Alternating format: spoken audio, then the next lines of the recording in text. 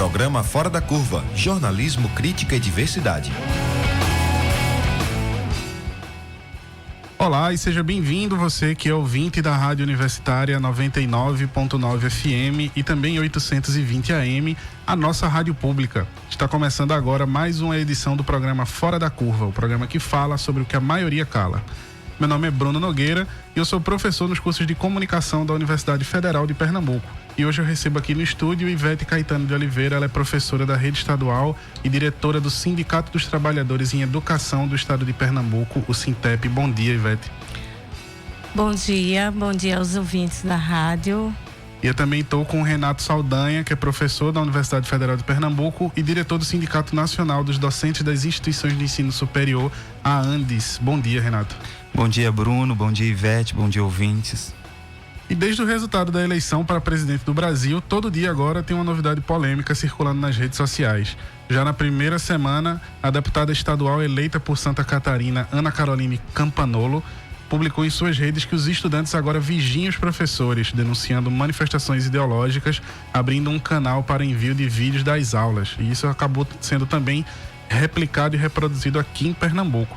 Ironicamente, a professora é vista em várias ocasiões usando a camiseta do então candidato à presidência em sala de aula, né, o que poderia ser interpretado com exatamente o que ela está tentando condenar, né? E se a justiça, por um lado, ordenou a retirada dessas publicações, afirmando que elas ferem diretamente o direito de alunos usufruírem a liberdade de expressão da atividade intelectual, o presidente eleito, Jair Bolsonaro, publicou ele próprio um vídeo reforçando essa prática, né? Enquanto isso, a comissão especial que analisa o projeto de lei da chamada Escola Sem Partido volta a se reunir hoje, quarta-feira, para discutir a substituição do relator do projeto, que, entre as diversas propostas, afirma que o professor não pode promover opiniões, concepções, preferências ideológicas, religiosas, morais e políticas, além de outras que pretendem, por exemplo, vetar o uso da palavra gênero em sala de aula. Isso é um desafio para quem dá aula de português. Existem outras pautas em votação que afetam diretamente a docência no Brasil, que mexem no piso salarial e até nas condições de aposentadoria. Nesse clima, a semana começou também com cartas anônimas e cartazes espalhados na própria Universidade Federal de Pernambuco, ameaçando professores e também estudantes, nominalmente aqueles que pesquisam minorias sociais, violência urbana, questões de gênero e política. Por isso, hoje, o Fora da Curva pergunta: por que a perseguição aos professores? Lembrando que você também pode assistir o Fora da Curva pela nossa página no Facebook. O endereço é facebook.com/programa Fora da Curva. E lá também você pode mandar perguntas e comentários sobre o tema do dia aqui para nossos convidados. Renato, Ivete, para a gente começar, o Brasil já teve como mote de governo Pátria Educadora, né? Para vocês que estão hoje em duas frentes aí de representação dos professores, o que é que todo esse histórico que eu falei aqui agora deve representar para os nossos próximos 4 anos nessa nova gestão em relação à educação do Brasil? Qual é a perspectiva de vocês? Bruno, acho que assim, para começo de conversa, acho que a gente precisa pensar que educação é sempre a formação, sempre é a respeito da formação das próximas gerações. Então, esse projeto de formação está sempre atrelado a um projeto de sociedade, né? Não tem como a gente desatrelar isso. A gente vai formar para quê? A gente vai formar para que sociedade, para que mundo que a gente imagina que a gente vai formar. Então, quando muda, na verdade, ou quando a gente tem ganha um projeto, ou está colocado um projeto diferente, é natural que a educação mude, na verdade, né? Ou que tentem mudar. Acho que todo governo vai tentar, de alguma forma, moldar a educação aos seus interesses. Então, a gente precisa pensar agora, claro, que projeto é esse que coloca o professor como um inimigo público, né? E aí, quais são as consequências disso? Quer complementar? Eu acho que os grandes desafios que estão colocados para todos os movimentos de educação é fazer um resgate dos direitos que a gente garantiu na Constituição Cidadã. O que está posto hoje nessa conjuntura de ataque aos professores, na realidade não é nenhum ataque aos professores. Os professores estão sendo utilizados, né? Eles estão sendo utilizados como uma cortina de fumaça para encobrir a verdadeira disputa que está colocado, que é em relação a concepções de educação. Nós temos na sociedade, a sociedade escreveu na Constituição Cidadã a educação como um direito. E hoje a gente avançou como direito humano, como um direito que é de toda pessoa, que é inalienável, é subjetivo, quer dizer, todas as pessoas têm direito à educação, né?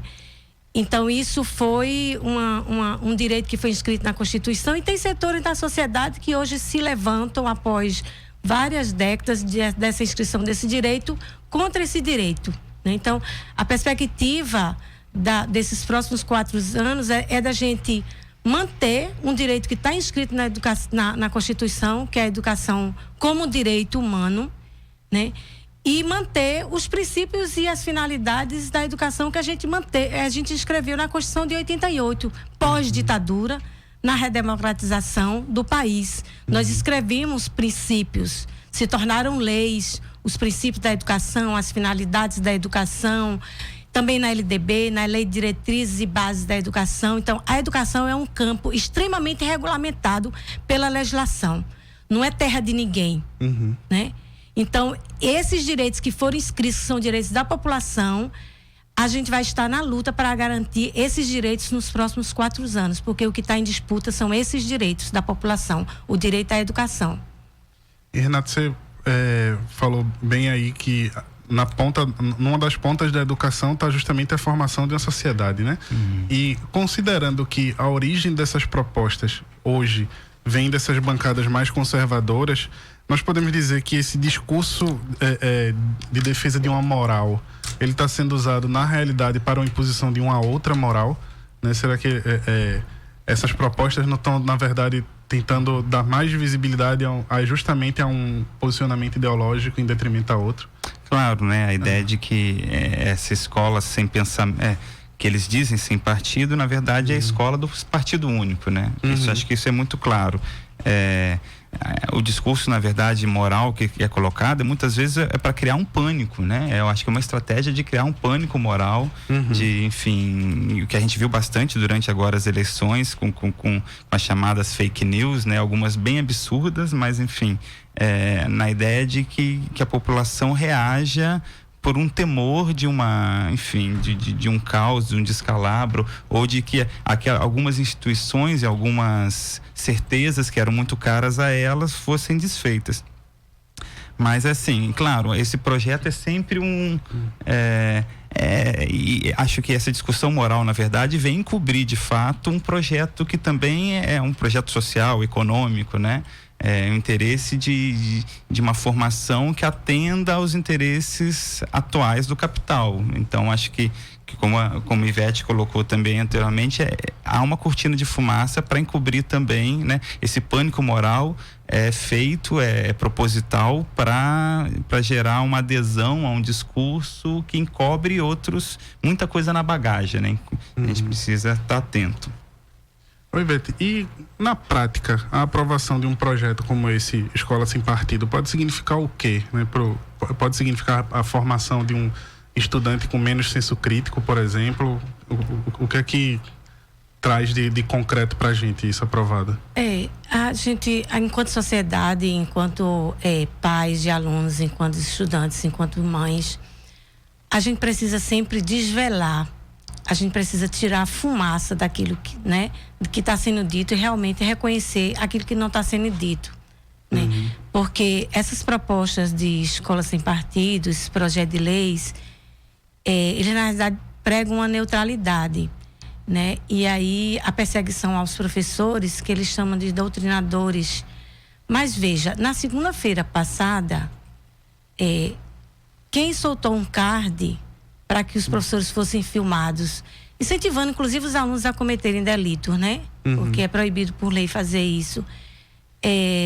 Foi um senhor de um movimento chamado Movimento pela Criança, mas ele é vereador, foi candidato a vereador pelo DEM, derrotado nas eleições municipais, né? Então, assim, quem está fazendo isso, era bom que se revelasse para a sociedade realmente quem é, para que a gente pudesse fazer o debate claro, transparente, sobre as reais propostas que estão sendo postas. Né? Então, assim, gente que está defendendo escola sem partido é de partido. Sim. É candidato derrotado em eleições. Então, como é que é proposta de escola sem partido? Então, assim, isso não estão sendo honestos com a população. Eles têm que dizer quais são as propostas ideológicas deles, quais são as propostas políticas deles, e a gente fazer o debate claro com a população, com os pais, com os estudantes, com a sociedade. Como o Renato bem colocou aí, na verdade, o Sem Partido é um partido único, né? E eu abri o programa, você falou desse card, né, que começou a circular semana passada, e eu abri o programa falando dessa questão também das cartas e cartazes. Queria saber da experiência e contato que vocês têm em sala de aula. Provocações como essa da deputada de Santa Catarina e como esse que teve aqui no Recife também, eles já trazem um efeito real em sala de aula. A gente já tem pais e estudantes, ou até estudantes mesmo, se munindo para uma vigilância de professores. Vocês têm tido algum contato em relação a isso? Na rede estadual a gente não teve, mas a gente deu a entrada. Segunda-feira, quando saiu esse card, que era o card desse senhor pedindo que os alunos filmassem os professores da rede, e aí não definia que era rede, mas como a gente representa os trabalhadores em educação, os professores da rede estadual, a gente já fez um contato, provocou o Ministério Público, solicitamos uma audiência com o Ministério Público Estadual, com a Promotoria de Educação, com a Promotoria de Direitos Humanos. Eles atenderam ao Sintep, não só ao Sintep, mas vários sindicatos municipais que a gente conseguiu articular diante, assim, de um tempo muito curto, né? Estavam os sindicatos dos professores de Recife, de Olinda, de Jaboatão, do Cabo, e a gente tomou isso como uma medida preventiva, né? E aí, doutora Leonora, que é promotora de educação, doutor Wesley, que é promotor de cidadania e direitos humanos, já estavam a par do que estava acontecendo, inclusive por conta da questão dessa deputada eleita em Santa Catarina, e eles também já estavam fazendo uma discussão interna no Ministério Público sobre isso, né?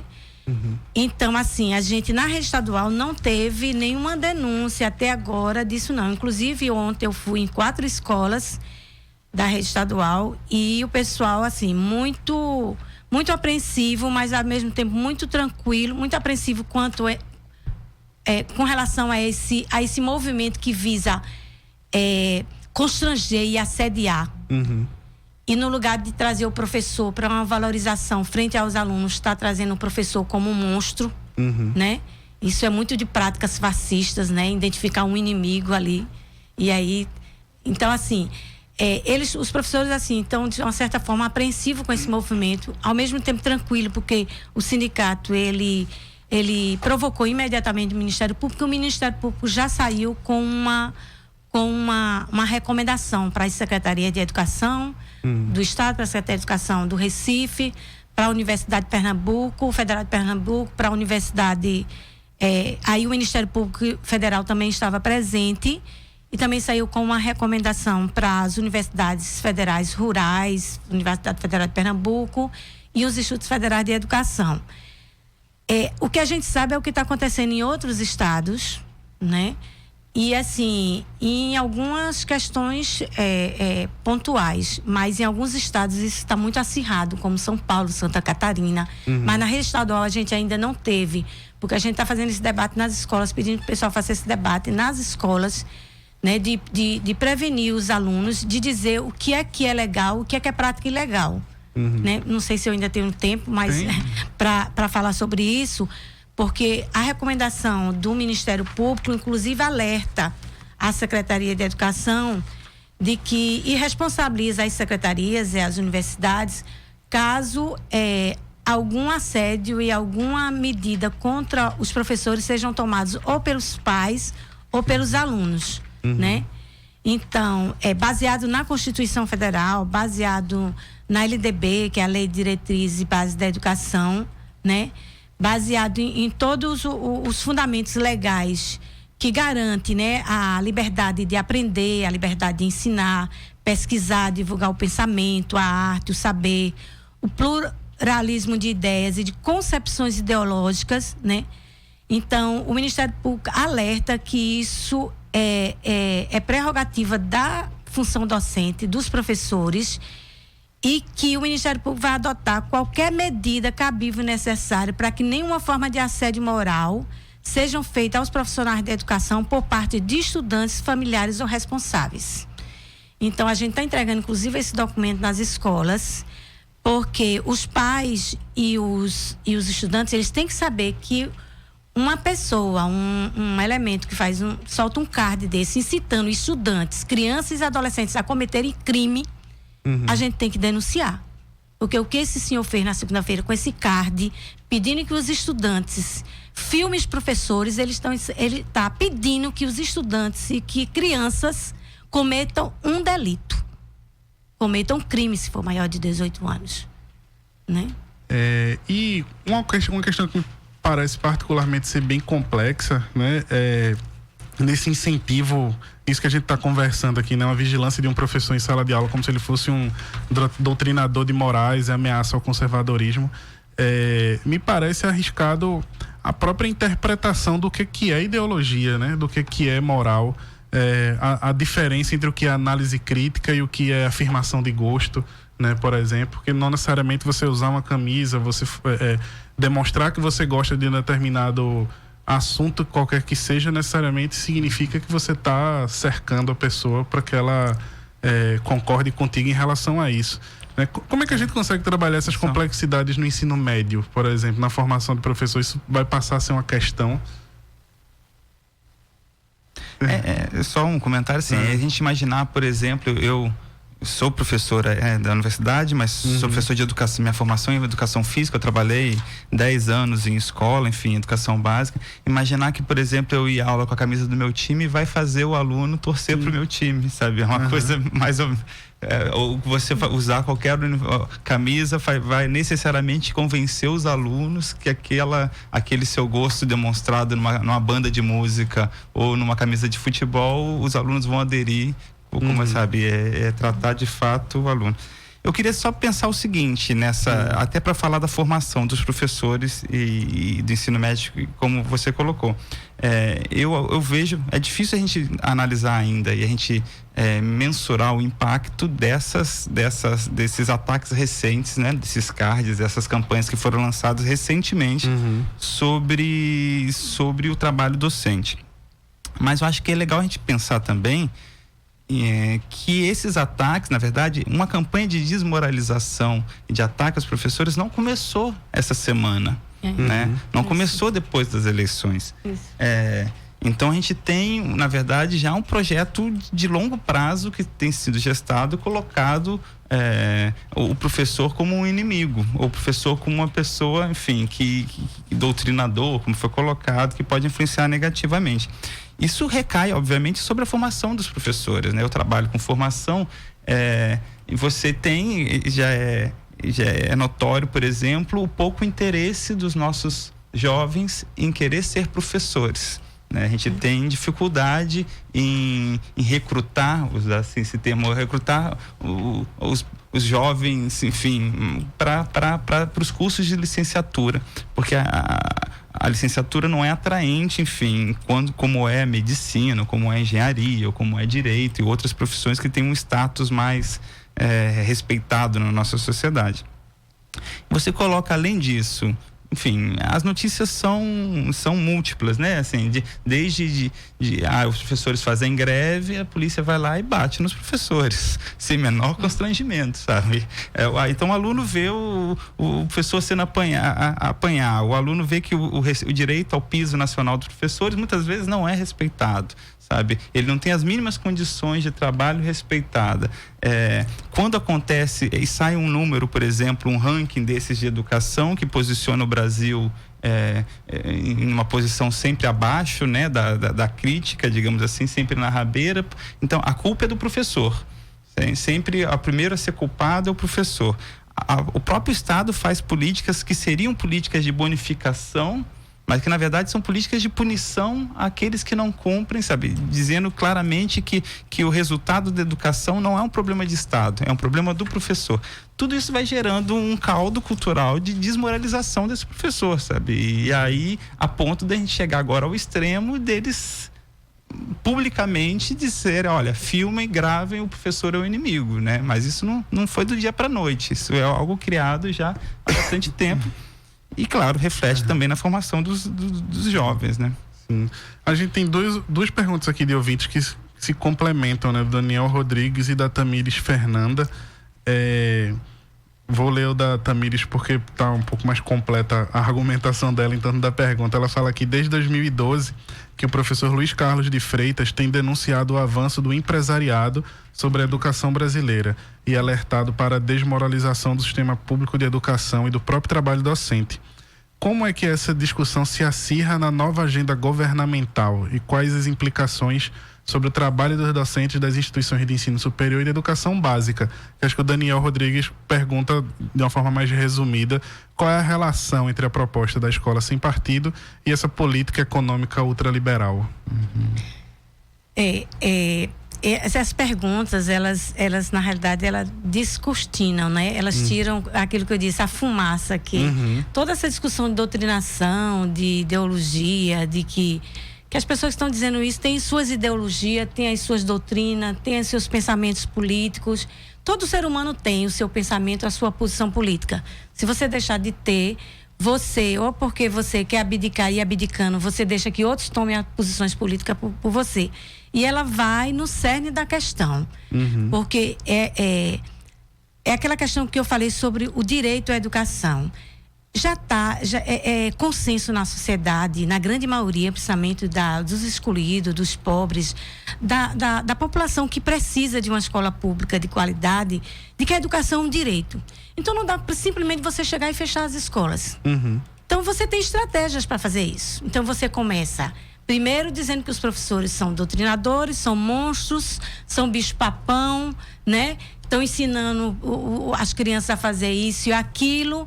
Muitas vezes, como a gente viu recentemente, com muito fake news mentiroso, né? Sobre a atuação dos professores, das professoras. Então, assim, é uma estratégia para você privatizar a escola pública. Porque se você diz que os professores não prestam, os professores são os monstros, se os professores estão levando as crianças para valores que você não concorda, enfim, então vamos fazer o seguinte, vamos dar um voucher para os pais de R$100, botarem os seus filhos na escola que ele quiser, que geralmente por esse valor vai ser uma escola de fundo de quintal em algum bairro, né, nos vários bairros que nós temos. Então, assim, existe essa disputa na sociedade e a população que precisa da escola precisa saber que tem gente que defende, como nós, o direito à educação pública, de qualidade, democrática, laica. E tem pessoas e grupos da sociedade, grupos econômicos, inclusive, que querem pegar esse filão de mercado, né? Que estão defendendo o desmantelamento, estão defendendo o total desarticulação do direito à educação. Então, os pais e os alunos que estão na escola principal precisam saber disso.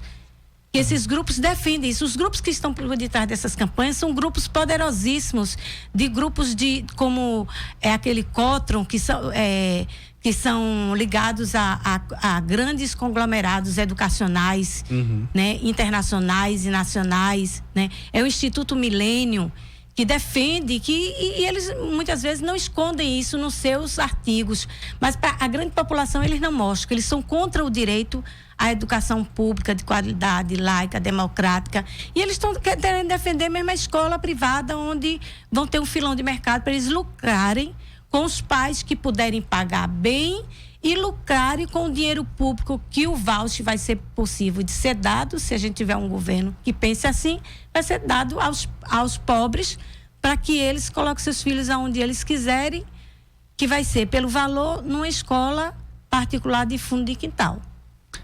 E deixa eu complementando isso, acho que tem esses dois, tem isso, certamente há um interesse em lucrar diretamente com a educação, né? A educação pode ser um negócio muito lucrativo. Então, é lucrativo, né? Pode não, é extremamente lucrativo. E aí, claro que essas corporações e o grande capital tá de olho desse lucro direto com a educação. Além disso, tem submeter a educação ao mercado é também colocar na sua gestão da educação os ditames assim, com o melhor custo-benefício, seria essa ideia, né? E até o próprio documento do Banco Mundial, o Ajuste Justo, que saiu recentemente, falava dessa necessidade, que havia que se melhorar a qualidade, a capacidade técnica do trabalhador brasileiro, por exemplo, porém diminuindo os custos com educação, que o Brasil gastaria muito com educação. E era preciso, então, qual que é essa matemática que eles estão fazendo? Primeiro, também redimensionar ou redirecionar a educação no seu sentido mesmo, né? Qual que vai ser a direção da educação? A direção da educação tem que ser formação para o mercado. Formação de que tipo de trabalhador? Trabalhador que seja capaz de calcular e ler, simplesmente, né? E nada mais do que isso.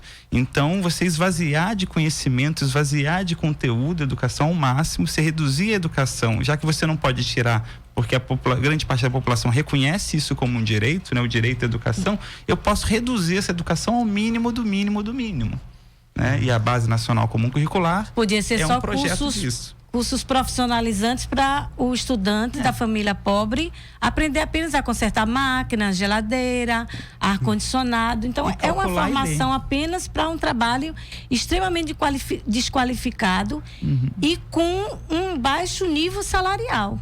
Claro.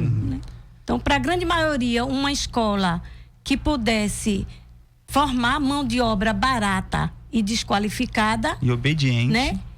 E obediente, sem questionamento, sem autonomia intelectual. E para uma minoria, os cursos de medicina, os cursos de engenharia, na realidade, uma qualificação profissional que permitiria que esse segmento tivesse um alto nível salarial. Ô, Renata, e no ensino superior, né? Quando a gente fala das possibilidades de privatização da universidade, muita gente trata num tom de como se fosse um exagero. Você acha que essa mesma questão que eu coloquei para o ensino médio pode se aplicar para o ensino superior, dessa busca por uma escola sem partido ser também uma busca por interesses de uma economia ultraliberal? É interessante a gente pensar como é que isso já está acontecendo. Como eu disse, isso não começou agora. Saiu recentemente os números do censo, né, da educação, e que mostra que aumentou, por exemplo, em 17%, no ano de 2017, aumentou 17% as matrículas em EAD, no cursos superiores. Sabe? E com um aumento significativo, inclusive das instituições públicas. As universidades públicas estão abrindo cursos EADs. Sabe? São cursos que com menor custo, na verdade, né? Você sequer contrata um professor, ele coordena, ele monta uma disciplina, mas quem vai de fato acompanhar são tutores, né? Que tem uma relação laboral, uma relação de trabalho ali muito mais precarizada, né? Enfim, com menor custo. Isso já está acontecendo nas universidades. Por exemplo, as universidades estão abrindo cursos. Eu trabalho no Centro Acadêmico de Vitória mesmo. O Centro Acadêmico de Vitória, a partir do próximo ano, me parece, já vão abrir 3 novos cursos de graduação à distância. Sabe?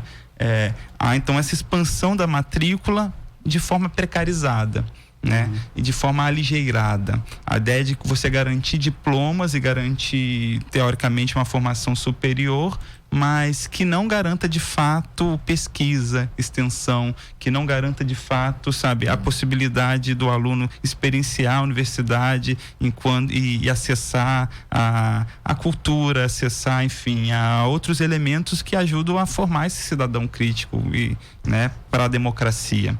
É a ideia de cada vez mais transformar o curso superior em algo mais técnico, em algo mais direto, simplesmente para atuação no mercado. A gente vai para um breve intervalo e daqui a pouco a gente está de volta aqui com o programa Fora da Curva. Programa Fora da Curva. Análise crítica de assuntos do interesse público.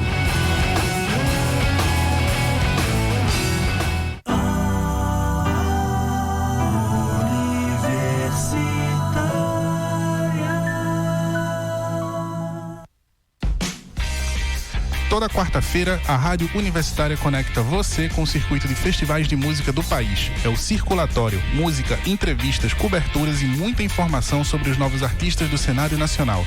Eu sou Bruno Nogueira e vou apresentar para vocês sempre novidades sobre este circuito tão importante na nossa cultura. Circulatório, você conectado com o circuito de festivais.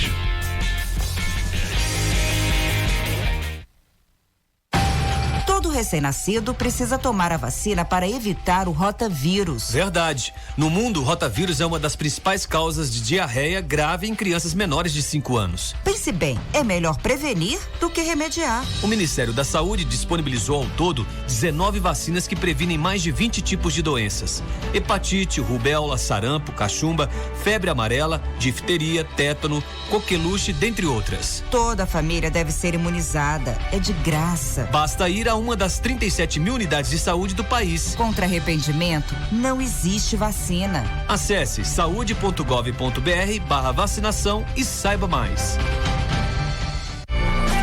E aí, galera, aqui é o Ben aqui do Bugarins e a gente vai tocar dia 17 de novembro no Coquetel Molotov, ao lado de um monte de outros artistas legais daqui do Brasil e de fora também.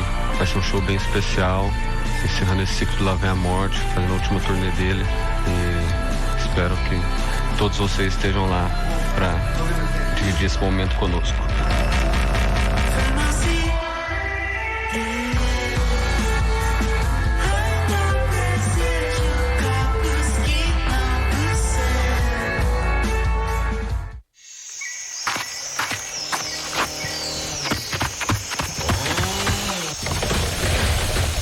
Antes, identificar quem desmatava a Amazônia não era fácil. Mas hoje, o Ministério Público Federal utiliza a tecnologia via satélite para monitorar toda a região amazônica e produzir provas para penalizar os verdadeiros responsáveis pelo desmatamento ilegal. Acesse amazoniaprotege.mpf.mp.br. Conheça o projeto e consulte se determinada área é alvo de ação judicial. Onde houver, o Ministério Público Federal estará fiscalizando e cobrando a punição dos responsáveis. Amazônia Protege. Compromisso com o futuro. Ministério Público Federal. Seu direito, nosso dever. Universitária FM 99.9. Fora da Curva, jornalismo analítico na Rádio Universitária, a nossa rádio pública. Estamos de volta com o programa Fora da Curva. Meu nome é Bruno Nogueira, eu estou hoje aqui com a Ivete Caetano, que ela é diretora do Sindicato dos Trabalhadores em Educação do Estado de Pernambuco, o Sintep, e também com Renato Saldanha, que é diretor regional do Sindicato Nacional dos Docentes das Instituições de Ensino Superior. E hoje o Fora da Curva pergunta por que a perseguição aos professores. E uma coisa que a gente estava conversando aqui no intervalo, que eu acho que está implícito na nossa conversa e talvez não esteja surgindo no tom grave que realmente é. A gente cortar a liberdade de ensino é também cortar a liberdade de aprender, não é isso? Esses princípios, eles foram, como eu disse, inscritos tanto na Constituição Federal de 88, como na Lei de Diretrizes e Bases da Educação. Isso é bem claro, são princípios da educação. Liberdade de aprender, liberdade de ensinar, pesquisar e divulgar o pensamento, a arte, o saber, dentro de um pluralismo de ideias e de concepções pedagógicas e coexistência de instituições públicas e privadas de ensino. Significa que a liberdade de expressão, ela inclusive é garantida não só para os professores, ela é garantida para qualquer cidadão brasileiro, né? Tá como direito fundamental das pessoas, né? Isso, então, inclusive, são até tratados internacionais, do qual o Brasil é signatário, enfim. Vários países que saíram já de ditaduras, de regime de totalitários, inscreveram nas suas leis aquilo que foi consensuado pela sociedade, que são dos direitos fundamentais, né? Você é livre para expressar a sua opinião, né? Em qualquer lugar onde você esteja. Inclusive, esses projetos de escolas e partidos, se vigorarem, nós vamos passar a ser o único profissional que não vamos ter liberdade de expressão no seu exercício profissional, né? Porque ninguém pensa que, por exemplo, um médico, você vai tirar a liberdade de expressão do seu exercício profissional. Aliás, ninguém pensa nem em filmar um consultório médico, né? Ninguém tem um cardzinho para isso, né? Porque acha totalmente um absurdo. Mas os professores, alguns se acham no direito de fazer essa cruzada contra os professores, essa perseguição quase que fundamentalista, né? E aí, assim, para a gente pensar também nessa ideia da liberdade de aprender, né? Eu vou dar um exemplo claro que foi, aí eu aproveito também o espaço para expressar minha profunda solidariedade aos professores que foram atacados ontem nessa... Né, professores e alunos que foram atacados ontem nessas cartas anônimas que circularam na UFPE. Muitos deles foram atacados por pesquisar e por trabalhar questões de gênero, né?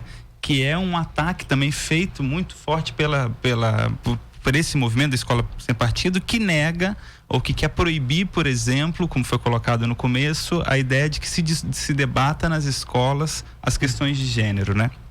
Ora, eu, por exemplo, como professor de educação física, eu preciso discutir com meus alunos, e eu quero discutir com meus alunos numa aula de futebol, por exemplo, por que o futebol é visto no Brasil como um esporte eminentemente masculino, né? Enfim, e que as mulheres são alijadas desse espaço porque esse é um espaço só masculino, ou por que a dança, alguns tipos de dança principalmente na nossa sociedade são vistas como algo só feminino e os homens não podem dançar e as mulheres não podem jogar futebol.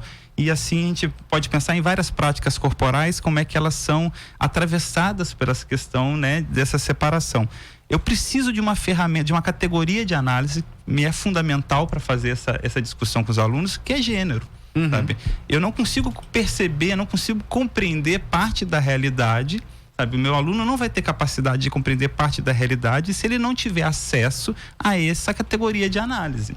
Sabe? Então, você negar que essa categoria de análise seja debatida nas escolas, porque isso geraria... A lógica que eles colocam é o seguinte: se eu falo de gênero, eu crio divisões. Não, as divisões já acontecem na sociedade, né? Essas divisões já estão presentes. Ou a mesma coisa eu falar de luta de classes, né? A luta de classes já acontece na sociedade. A gente tematiza, a gente teoriza ela para que o aluno compreenda ela.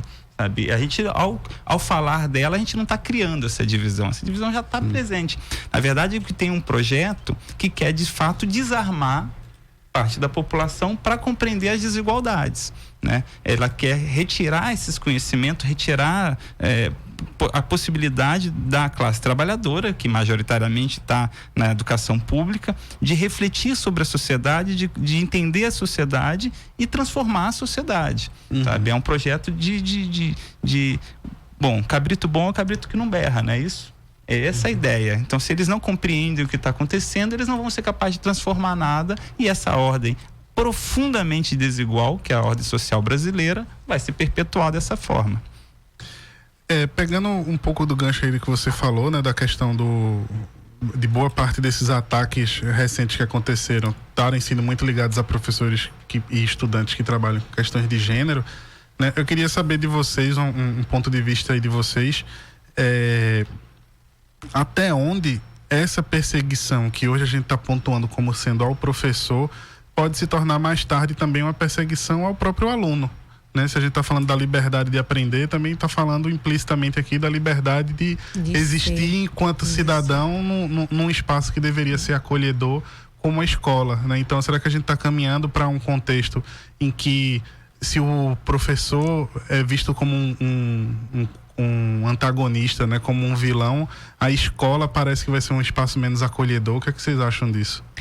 Porque a grande questão é você aniquilar, é um ataque muito grave à escola como espaço de formação humana plena, né, como espaço democrático, como espaço de tolerância, como espaço de solidariedade, como espaço de respeito às diferenças, sejam elas religiosas, sejam elas políticas, ideológicas, de valores. A gente tem na sala de aula 40 alunos. Ninguém é igual a ninguém.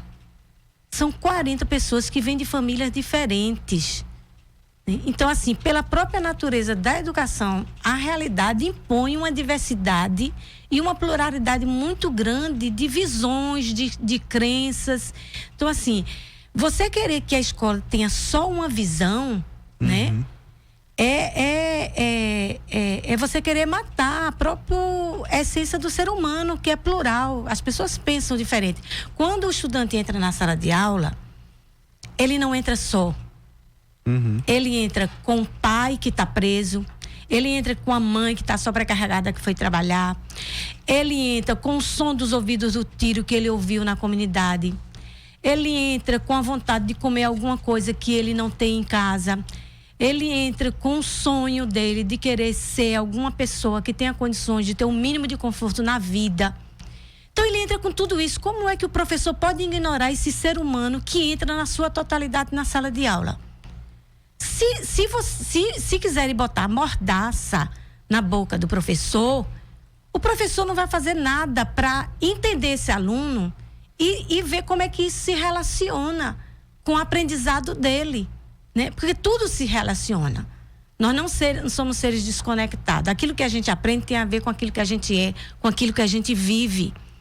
Então, se a gente for botar uma mordaça na boca do professor, o professor vai ficar amarrado para poder ajudar, principalmente os filhos da classe trabalhadora, o filho daqueles que mais precisam, os filhos dos pobres. Então, é isso que está em disputa. A escola deve ser só uma escola para ensinar o aluno a aprender tabuada, a aprender uma profissão com pouca qualificação, ou a escola onde o filho do pobre vai aprender artes, ciência, tecnologia, história, filosofia, para entender o mundo e para entender que ele não é pobre porque é preguiçoso, e nem os pais são preguiçosos, porque são muitos trabalhadores. Mas porque existe uma estrutura social que define o lugar onde ele nasceu e onde ele está crescendo. E ele precisa ser um cidadão para entender isso. Você só é cidadão. Cidadão não é só para votar, não.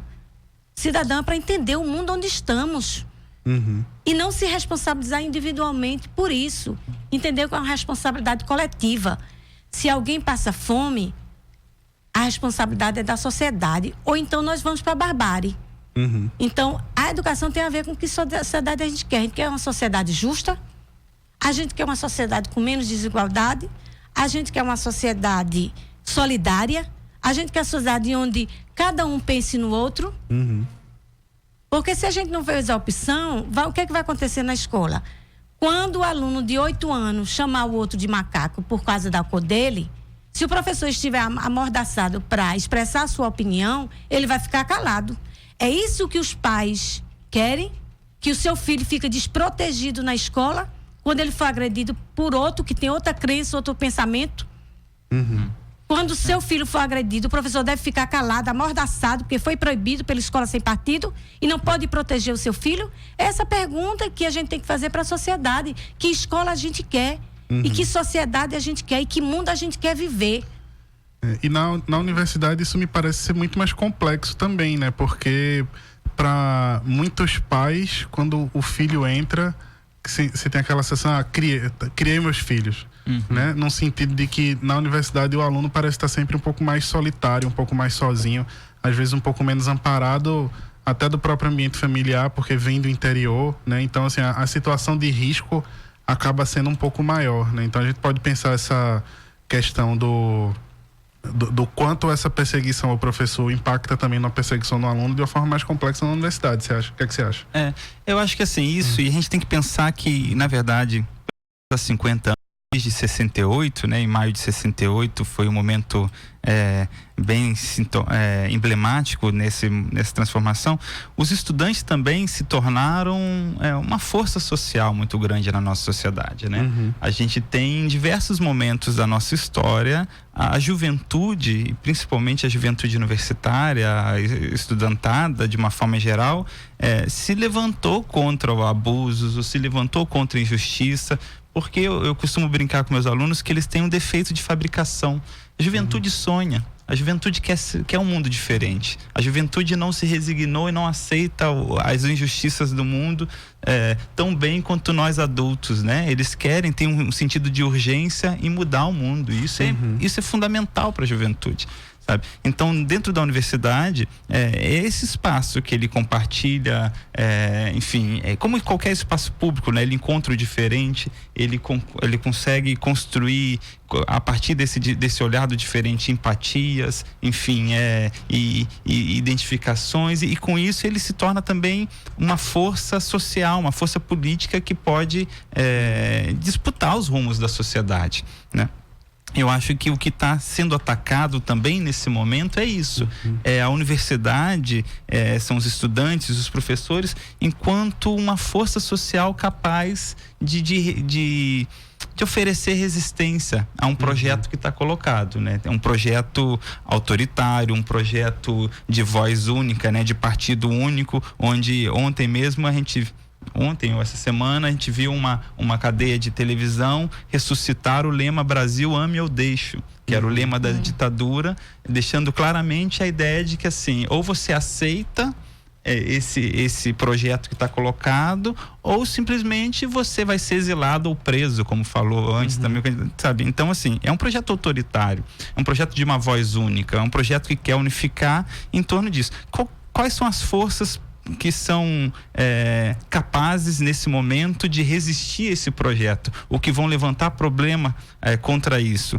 São alguns partidos políticos de esquerda, são alguns movimentos sociais e são as universidades, os professores, os estudantes, sabe? Não por acaso, eu diria que esses são os 3 principais alvos agora, nesse momento, tem sofrido ataques, né? A criminalização dos movimentos sociais, a criminalização de partidos de esquerda também, e a universidade precisa ser desmoralizada, precisa ser, enfim, privatizada, destruída, porque senão lá tem muito estudante e muito estudante junto vai fazer resistência. É um defeito de fabricação da juventude, não tem jeito. E me parece também ser parte de um movimento forte e recente, justamente essa desestruturação de espaços de autoridade de fala, né? Quando você tira a autoridade do professor, você também tem tirado a autoridade da imprensa, né? Que já não pode mais... O professor deve ser filmado, mas a imprensa não pode mais filmar, né? Tá todo nesse conjunto de controvérsias e de contradições. E aí eu queria voltar a uma outra coisa que eu já tinha falado, que me parece ser uma questão central em tudo isso que a gente está conversando, que é justamente a da interpretação do que é a ideologia, né? Do que são essas coisas. Me parece que o problema de interpretação é sempre muito grave, né? O próprio presidente eleito, ele fez um erro simples de interpretação em relação ao Enem, né? Caiu uma questão sobre linguística e patrimônio e ele tratou como se fosse uma questão de ideologia, né? E é grave pensar que na entrelinha dessa questão estava, por exemplo, a linguagem do Iorubá, né?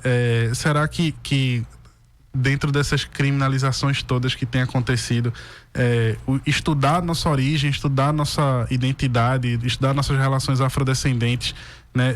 Será que isso também vai ser entendido como ideologia ano que vem? Isso é responsabilidade da educação, inclusive isso é lei, né? Que a gente tem que fazer os estudos da história da África. Nós não só descendemos de europeus brancos, né? Nós descendemos dos povos indígenas, nós descendemos dos povos africanos, e isso é lei, isso é dever do professor, fazer o estudo sobre a matriz do povo brasileiro. Isso é história, isso é sociologia. Então, assim, eu acho que daqui a pouco estão querendo acabar com todo tipo de conhecimento e de ciência. Porque essa discussão é uma discussão que ela tem que acontecer e que está protegido pela lei, a não ser que eles queiram mudar essa lei desse ponto de vista, né? Agora, eles falam dessa questão de ideologia, mas eles não dizem, esses projetos de lei são muito vagos, eles não dizem o que é doutrinação, não conseguem dizer nos projetos de lei. Inclusive, um projeto de lei de escola sem partido que foi aprovado em Alagoas, foi aprovado na Assembleia Legislativa de Alagoas, e a CNT e a CONTEC, que são as Confederações dos Trabalhadores em Educação, entraram com um processo de ação direta de inconstitucionalidade, para dizer que essa lei estadual, ela colidia frontalmente com a Constituição Federal. Então, o ministro Barroso, ele já se pronunciou, já deu uma liminar suspendendo essa lei no governo do estado de Alagoas, e uma das coisas que o ministro Barroso diz é isso. é que o projeto não consegue dizer o que é doutrinação, o que é essa posturas ideológicas, não diz. Então, tem uma intencionalidade a não dizer, né? Porque o objetivo é exatamente a perseguição ao professor, para que ele deixe de falar. Né? Para que ele deixe de falar. Então, é uma questão assim que tem a ver, inclusive, o cerceamento, essa questão do direito do professor expressar sua opinião, ela tem a ver, inclusive, com o próprio ataque à ciência. Né? Vocês imaginam, a gente já teve no 1400, né? 1600, né? Há muitos séculos atrás, a gente tem uma ideia de que a Terra não era redonda. A Terra era quadrada, né? As pessoas até tinham a impressão de que quando terminava o oceano, caía no infinito, né? E existia uma ideia de que a gente era o centro do universo, a Terra era o centro do universo. Inclusive, os estudiosos da época, matemáticos, físicos, como Galileu, Copérnico, foram perseguidos, né? Foram, inclusive, sofreram acusações pela Santa Inquisição. E hoje a gente estuda isso como um fato científico, né? Isso a gente estuda como... Vocês imaginam se não fosse permitido, como eles foram perseguidos naquela época, a estudar os avanços da ciência. Então, assim, em nome de um controle, de uma mordaça, você pode, inclusive, impedir o avanço da ciência. Sim, porque ciência tratar a ciência como ideologia.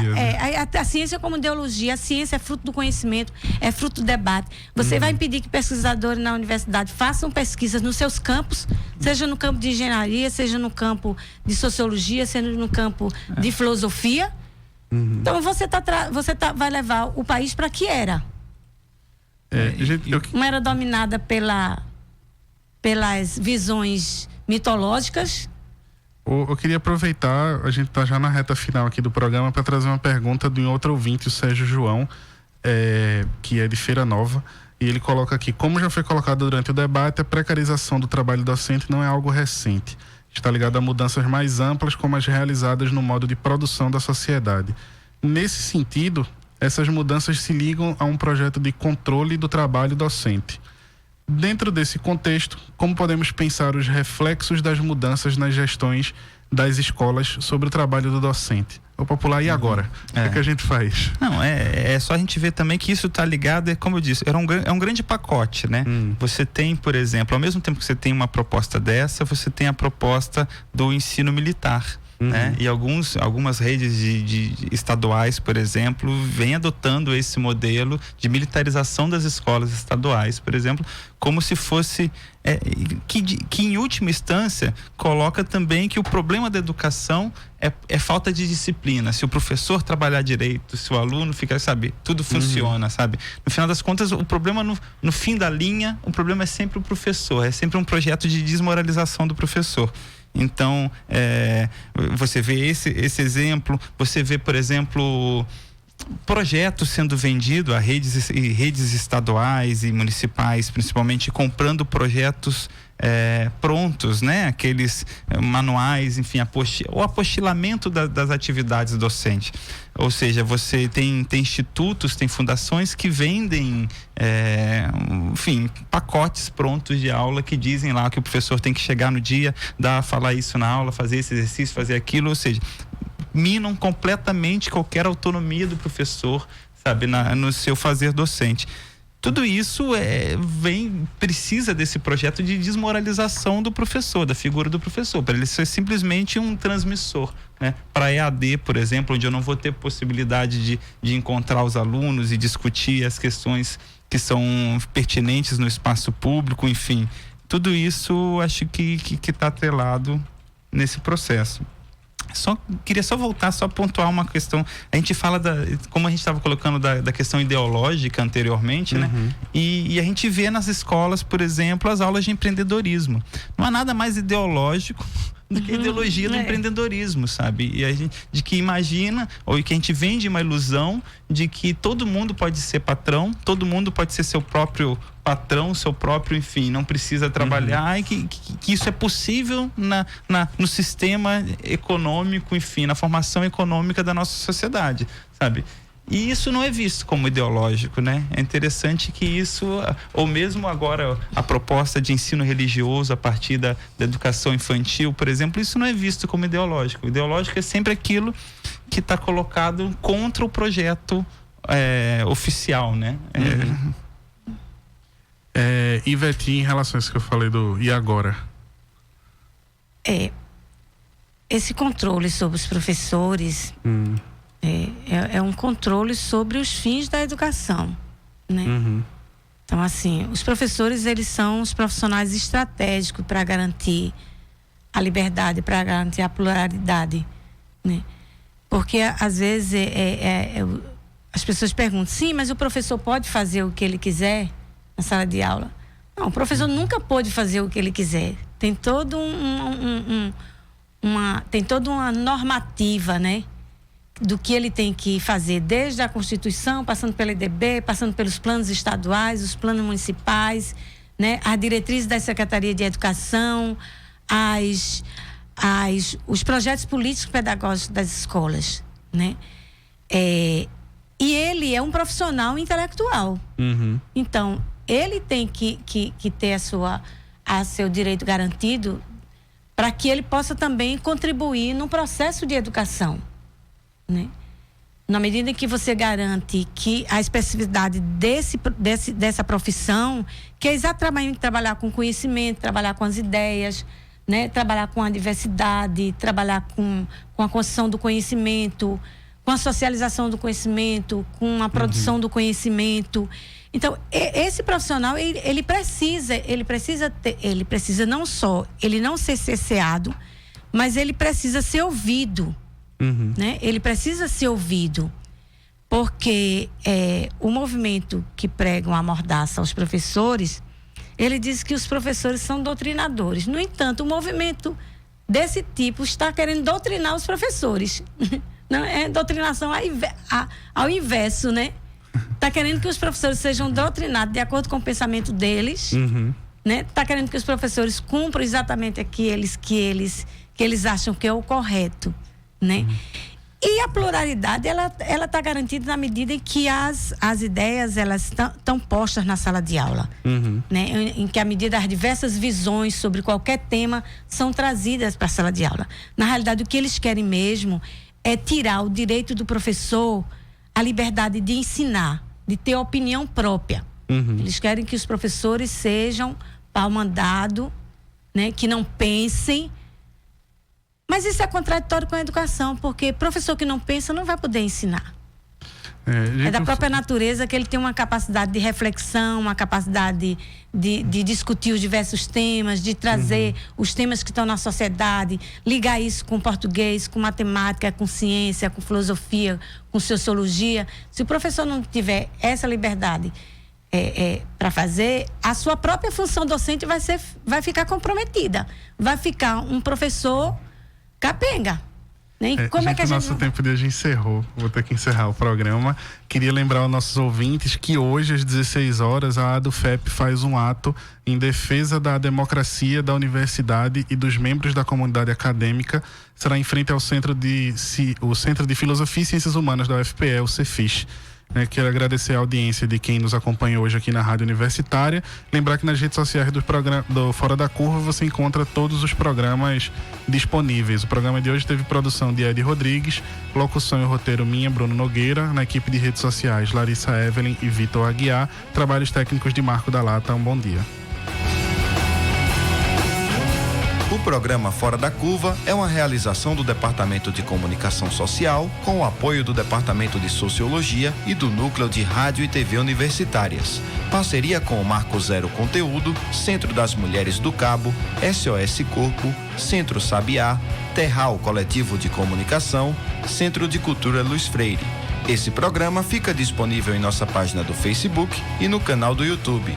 Acompanhe as nossas redes sociais, porque nós também divulgamos por lá muita informação que você não vê por aí.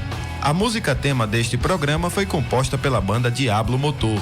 Programa Fora da Curva. A gente fala o que a maioria cala.